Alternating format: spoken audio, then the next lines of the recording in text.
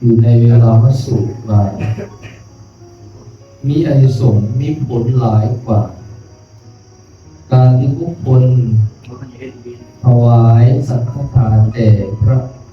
สงฆ์หมู่ใหญ่ทางฝ่ายภิกษุสงฆ์และภิกษุณีสงฆ์อันนี้พระพุทธเจ้าทรงเป็นประธานผู้ได้สร้างวิหารฐานหรือเสนาสนะถวายแก่สงฆ์อนุจากทิศทั้งสี่มีผลหลายกว่าถวายสังฆทานอันนี้พระพุทธเจ้าทรงเป็นประธานเป็นของนี่เห็นบอกอยู่ในนี่ได้จัดการสร้างจุดนี้นี้อยู่ที่ว่าห้องไหนแต่พระเดชจ่าที่อยู่อาศัยเอาไว้สมตัวให้ความสุขให้ตัวให้ทุกอย่างในพุทธิวิหารว่าห้องบางอยู่ในการพิจารณาปัจจัยทั้งสี่ในข้อที่สามว่าโดยเสนาสนะที่อยู่อาศัยในภาษาตัวอย่างสังขโยนิโสเสนาสนังปฏิเทวามิมองอย่างพิจารณาโดยละเอียดแล้วในโสเสนาสนะยาวเทวสีตสัพปริคาตเนี่ยเพียงเพื่อบำบัดเข้ามาบาลีที่ยาวเราเอาเปลี่ยนเพื่อบำบัดเข้าเราบำบัดสัมผัสเกิดจากเลือดนุ่งลมแดดและสัญญาณที่ว่าแต่เพื่อป้องกันอันตรายอันเกิดจากดินฟ้าอากาศเวลาฟ้าแดดฝนตกลมพัดก็ได้อาศัยกุฏิที่มีที่พกที่วางแดดนาไปอยู่กันและเป็นที่หลีกเว้นสำหรับเราสำหรับคนอยู่เจริญภาวนาไหวพระนั่งสมาธิจะเป็นที่อยู่ของตนอันปลอดภัยจากเรื่องลมลมแดดสัตว์เลือดพาในดินฟ้าอากาศทั้งหมดนี่และกุฏิวิหารแต่เมื่อเลื่อนเฮาถ้าคือเลื่อนใหม่ๆแต่ยังไม่มีของหลายมีสารมีมอมีบริการเข้าใส่แต่ด้านในไปก็เอาได้มาไว้ก็ไปไว้ให้ท่านมีฟ้ามีประตูมีกรมีกระเจลงปลอดภัยจากผู้ให้ใช้ตัวมีพัดลมมีตู้เย็นมีเครื่องใส่เป็นบริการของพระจะนำมาถวายอันงบแก่สมณะเพศสมณะวิสัยก็เอาไว้ให้ทุกทีเป็นเรียกว่าชื่อว่าให้ทุกอย่างเสื้อสารอาสนะเครื่องใส่ไม้ช้อยต่างๆเอาไว้ให้ทุกทียามเป็นบุญยูสีนี้ไปทางอื่นกับมีกุญแจใส่ล็อกไว้ปลอดภัยจากผู้ให้ใช้ตัวแต่ฟ้าไว้กลางแก่งมีบนเก็บบนเมียนแต่ข้อปลอดภัยถึงผิดไปได้ง่ายแต่เสียงตัวเขาต้องเดือดเสียหายหรือเปล่าลมฝนตกปวกกัดนูกินแต่ต้องเดือดเสียหายหลายๆนี่ทุกที่ยังเป็นบนอยู่บนเช่าบนเรื่องบนชาติทุกอย่างคงๆเลยยิ่งเห็นแหนน้าตัวใดยิ่งเห็นต้นท่าตัวใดก็แข็งดีตัวนั้นแข็งใส่ในการในน้ำพระสงฆ์นั้นมาจากที่ทั้งสี่ที่พุทธินั้นเป็นวัตถุเท้าวัตถุอาสนาริมัสสะที่เกิดที่บ่ได้แต่ใดที่มันยังใส่ได้ก็ใส่ไปเบิดพระรุ่นนี้รุ่นใหม่ๆคนโตไปเพียงองค์มาอยู่ไปเรื่อยๆคือครับแขกครับอาคันตุกะอาคันตุสอาคันตุกะสัตพุทธิโกอะไรเป็นที่ก่อนทำแขกเป็นพระสงฆ์สมณเณรจากจุดต่างๆมาได้อาศัยภาพอาศัยเจริญภาวนาอยู่ในพื้นที่นั้นจนกว่ามันจะเพศจะพักนั่นเป็นว่ามีอานิสงส์หลายได้อย่างโยมเด้อหลายบทถวายสังฆทานได้พื้นที่เด้อเพราะนั้นในพระเจ้าทำในเวลามาสู่ก็โดนอื่นเลยผมไม่ได้อื่นนะไม่ได้บอกเลยประตูคุ้มไม่ได้หรอกห้องโกงไม่ได้บอกมาสั่งยังแข่งกันในไลน์ไม่ได้เก่าเรื่องนะไม่ได้บอกนี่อยู่ว่าสั่งวิหารทานที่ว่าพุทธิวิหารถวายสงฆ์มาจากที่ทั้งสี่แต่มีสงฆ์หลายกว่าถวายสังฆทานอะไรกุศลกุศลหลายเด้อคือพ่อเดี๋ยวพาแต่มีดวงสาวลงมาพุทธิก่อนพุทธิใหญ่กระดาน เพราะว่าพระสงฆ์จะนอนกลางแจ้งไปอยู่กลางเดินตรงนี้ที่มุ่งที่บังยิ่งนอนกลางเว้นจะเป็นอย่างไรนอนกลางแจ้งนี่อย่างถูกแต่ไม่ออกถึงไปแล้วในมันมีในบังในผู้หลวงในน้องผู้กลางเตียงกลางแจ้งผู้ใดแต่ยังที่ไปนอนมันโบงามนั่งปุ่งล้ำปุ่งนอนเผือดิบไปดิบมาผ่าถึงแอวคุ้มเมืองหลวงพ่อไว้ปวดนักปวดบ่องค์พระเจ้านั่นขึ้นบ้านหรือเราไกลทางมาเป็นพระตันผู้น่ะเพิ่นบ่ให้เราปะอาวัตเด้ในนอนมีที่มุ้งที่บังยังที่ไรก็หาผ่าคุ้มผ่ายังผ่ายางผ่ายังมาบังมาตั้งไว้เนี่ยน้องครูต้องเป็นการแก่งปะอาวัตเห็นบ่และที่น้อยๆก็คือตัวอย่างที่เราดูคนที่แบบไปนอนบนปลอดภัยไปเกิดโรคไข้ไข้เจ็บเป็นมัดเป็นไอได้ง่ายยิ่งสมัยก่อนเสือสางมันหลายงูผิดงูสัตว์ไม่ผิดสัตว์เลือดข้านในป่ามันหลายศัตรูงูผิดงูหลอกก่ออันตรายให้แก่บอลอยู่ที่ปลอดภัยได้เป็นอย่างนิยมแต่เด็กที่มีกุ้งที่บอลอยู่ประดามประตูปองเหยียบอัดข้างในเจ็บข้างในเป็นโบวานอันนี้คุยอยู่เมืองวิลาปฐมสงครามแล้วลิซ่ามันลงมาเนี่ยปกติกุฏิบอกสูงยันสามันดึงมันมาหอดหวัดสีเด่นสามันเป็นผู้ชงเองบางนัดบางงานปุ๊บป่วยมันกินหมดในวันไหนมันมากลางคืนเนี่ยคู่กับอัดประตูโปงเหยียบอัดแน่นนะอยู่กุฏิสันสูงเลยเหมือนสันเทิงบุกกายอยู่สันลุกยันสามันโจกนะเป็นนั่นเห็ดแหน่เห็ดน้าเห็ดสูงหรือเปล่าอย่าสามันปลอดภัยเนาะเป็นที่อยู่เย็นก็ป้องกันสัตว์ทั้งหลายสัตว์เลื้อยคลานต่างๆเด็กคนมีคิดไม่หมดถึงง่ายเขาติดปืนติดดินแต่ว่าไปปฏิบัติตามไปทุกตัวคือที่เข้มข้นอยู่หลายเถื่อแต่มันเป็นตัวใหญ่แค่นี้ตัวน้อยไต่ของมันมุงตัวนี่คือน้องเราคือน้องนั่นแหละต้องปวดไม่จับจะเลื่อนขั้นในยากเดี๋ยวงูมันนอนนั่งอยู่เจ็บยืนไม่เงาเดี๋ยวมันตัวเลยสุดต่อนั่นอันนี้มาอยู่สูงยังถึงในยากปลอดภัยแต่ว่ามีอันที่สงหลายเมื่อเจริญสนะแน่นนาทาวรประสงค์ที่จรมาอยู่เพิ่นก็อยู่ได้เพิ่นก็อยากรู้เพิ่นแม้อยู่จำพรรษาอย่างสำคัญเพิ่นบ่ให้จำพรรษาในบริเวณกุฏิวิหารในบริเวณปลอดภัยเด้เป็นนอนกลางแจ้งบ่ได้นอนในงาใหม่นอนในถ้ำในโกนใหม่ในไหบ่ได้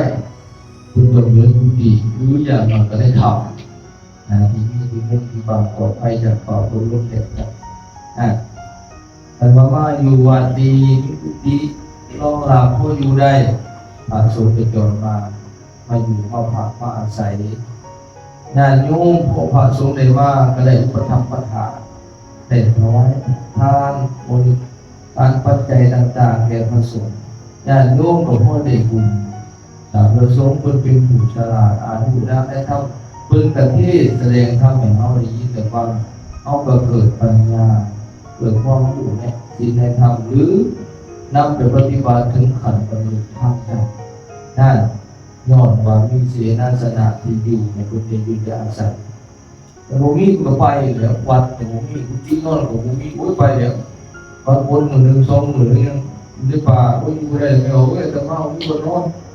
เรื่องอยู่นี่เอาไม่ได้เข้ามาเลยนะ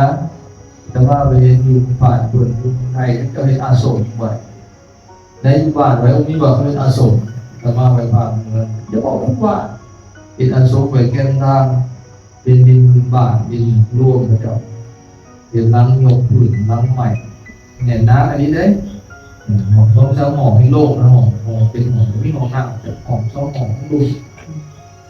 พระอุดมพระ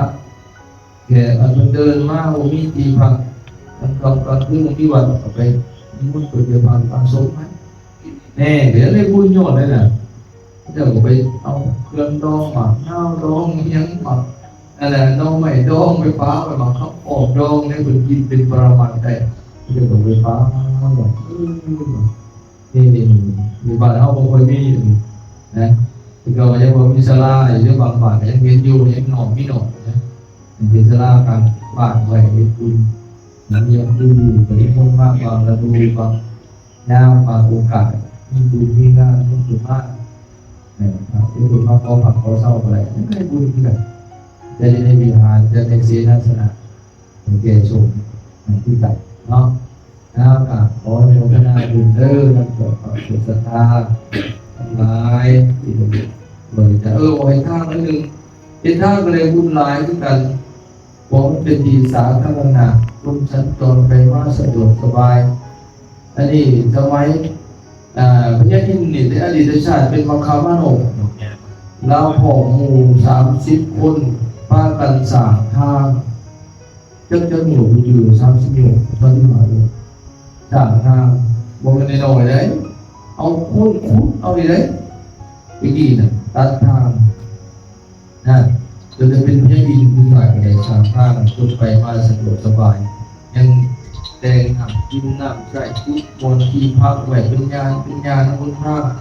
เมื่อเราเห็นบอกคำว่าตอนเรารวมไปเทศาที่เราเป็นให้อินนะได้สามทางได้นั่นอันนี้ก็มีอานิสงส์หลายมีบุญหลายทางน่ะเมื่อได้ที่ยังมีมันมีทางอะไรเที่ยวอยู่หันแหละนะเท่ก็เที่ยวเป็นผมถ้าวันได้บูชาถ้าวันได้บูชาเป็นคุ้มเป็นบ่อไปเดินลมผ้าที่ตรงไปหลาบไปแก่กันไปมันบริบูรณ์กับความอะไรได้ทางเล็กไปมานะมาสู่การขั้นตอนการหายันต่างทั้งหมดทางไงท่านหลวงทั้งเอาวัดต่อกันมันจะสะดวกสบายไปมากบวกเพื่อนบวลมบวควันอันนี้มีความสุขแต่เดิมไม่ออกเหตุทางนี่แหละแต่คำตอบแต่ว่าไปท่านน้ำเพลินอยู่ท่านหน่อยท่านร้ายกับไปท่านน้ำเพลินอยู่ไปโมกไปท่านแต่วันมาเหตุทางนี่ได้ความสุขกว่าอยู่น้อยทางเขาวันผมมาตะกี้มันเป็นห้องพิมพ์ข้อเนี่ยเอาพอมาใส่โถงขึ้นแต่บนห้องเขาผู้ที่เศร้าหาเลยดินแดงตอนนั้นก็ยังหัวเลยไปหากระเจ้าไม่เป็นจากพระเจ้ายืมเงินนี่ทำทานเด็กก่อนคนนี้เห็นมียืมเลยเป็นหลักเป็นก็เอาไม่ผมมีเงินไอ้ยาเกศเป็นดินแดงไม่ออกมาผมไปอยู่รถเก็บพอมาให้แล้วคนตอนนั้นเบิด50 โลเขาก็รู้มาเขามองสมองเราเป็นได้สิมาแบบมันแล้วเกศแล้วของผู้หมดวัดเจวัดมันมีความสุขเนาะผมเงินเท่าดอกเงินใหญ่เงินโยมเลยบริจาคมาหาลำหลังจากโมลำหลังระวังเดือน2 เดือนนี่ไปใส่คุดเบิดเหลืออีกเราก็โมลำหลังนึงในรถตอนนั้นรถมันอะไรหมดซึ่งรถ10 ล้อหาห้องป่ะมาลงแล้วมันเองเต้นคือเรียนได้กี่เป็นมอจนได้ลีกกับบริษัทสวรรค์คำเดี๋ยวนี้แหละเขาจะมาเหตุบริษัทที่เขาจะออกมวยซึ่งก็อนุญาตเที่ยวบ่เที่ยวหางบ่ได้ที่สุดหรือเที่ยวของดินเขาจะบาดทางมันแล้วมาตรงทางแล้วโอ้มีความสุขเองเต้นไปมาสบายเอาออกสบายเรารู้สึกอิ่มอกอิ่มใจตลอดเวลานึกเห็นยามใดมีความสุขเดี๋ยวนี้ยังมุนดอยมุนผ้ากันเหตุตั้งง่ายจันตาเนื้อทานเจ้าพนักแพงก็เหตุผ้าเหตุทานคอนกรีตเมืองให้ตามป่าต่างๆนี่มีความสุขเลยเดี๋ยวอิ่มเลยเห็นยามใดเอาได้เที่ยวได้เห็นก็มีความสุขอื่นสะดวกสบายมันมีความสุขเลยอย่างนี้โบมีไพ่โบเห็นโบหูได้คำตอบเองแต่มายังจืดลืมเลยครับนะโม่นั่นคือมันลืมแต่เห็นทางมันลืมเห็นแต่เที่ยวบางปีตอนยวนให้ยาพ่อหนึ่งไปแปลงทาง จากบ้านนาคนายไปหาบ้านน้องเงินทองประมาณ2 กิโลบุกเบิกจ้าง100,000 บาททงทีอีก2,000 หมดคนละโดนละ3 โลไม่เป็นหนี้จำได้ตัวไหนกันไหนเห็นหาใส่น้ำหนักเอาเงินวัดไปส่วนหนึ่งนะยกขึ้นบางบนซุ้มขึ้นแม็กถมดินแดงขับอยู่ไปนี่ก็ยังดีอยู่โอ้หลายปีไปเห็นยังมีความสุขยังอิ่มในใจโอ้ถ้าเอาเห็นไพ่เห็นยังดีอยู่เด้นะยังใส่ได้ยังกว้างยังแดนสะดวกสบายอยู่นี่มันมีความสุขอีหลีเลยเห็นก็อิ่มตลอดทางต่อทางข้ามคือการหันกับ800 โลของไปเมื่อกี้นั่นสิต่อทางข้ามลักปลายหนึ่งเข้าไปหอดบ้านเนื้อมาดูรถข้ามครับทางแต่หน้าสังเข้าไปนะอุ้ยไปย่างฝนทางลักปลายสิเข้าไปหันอุ้ยเป็นโง่ดิมีแต่มันก็มีบนว่างเลยคุ้มนะนี่แต่กี่ต้มเดินเข้าเห็นแล้วมันเดือดหักเอียงงามแล้วโอ้ยมันซ้อนเหมือนมีความสุขถ้าอยากรักษาอยู่เป็นคดีเพราะใส่พวกเป็นพวกมาเนี่ยเมื่อกี้เราข้านกับไปเป็นวันสิขอตาข้ามยังไงอู้ยหมอดิหรือคุณใดก็ฆ่ากับวันนั้นยุ่งไปแก้กันดึงกันนี่สบายแล้วนี่มีความสุขอะไรอย่างนี้ทางเดินมันเป็นดีไปมาสะดวกสบายไม่ต้องหาขอไปยองย่อดอกแต่ไปทางใช้กระยาชาวบ้านญาติโยมทั้งบ้านทั้งเมืองเขายองเองโอ้ยได้ยอดคุณแล้วพาเห็นถึงได้ไปมาสะดวกต้องขอไปอย่างนี้ว่าจากความจากลาภมีแต่ความอิ่มเอิบจากบุญนะมันมีความสุขอีกเด็กโลกเนาะถ้าเขาไปสบายไปก็ว่าไปสบายมันก็มีความสุขเลยทางเขาเองมันก็ทางต้นคุ้มต้นบัวสิสบายผมมันไปมาสบายก็โอ้ยทางดีเลยโอ้ยทางเนี่ยมันแปลงเลยขับเลยโอ้ยขับพวกไปพวกมาเลยหนักเว้ยนะโอ้ยกับต้นคุ้มต้นบัวยังไปว่าแต่10 เศร้าลัง2 ลังยังขึ้นหอแล้วนะเป็นไงไปกับขออนุโมทนาบุญนำเนาะสัพพะพุทธะทุกคนทุกคนที่ส่วนหนึ่งในการจักษาที่วิหารคดีพระพุทธะเขาวัดคดีโดยอำนาจแห่งคุณประการแต่โดยบุญกุศลที่ได้สั่งสมไว้ในปฏิบัติในอดีตเป็นประวัติปัจจัยปกป้องปกครองและพัฒนาจุดให้สุขและลมหายใจอุปสรรคทั้งหลายทั้งปวงมีแต่ความสุขความเจริญไปโมฆะภาพโมฆะไว้เป็นอริยมรรคอริยผลนำตนคุณทุกจนสุขเป็นคุณพระผู้พระคุณพระนิพพานทุกเมื่อสาธุ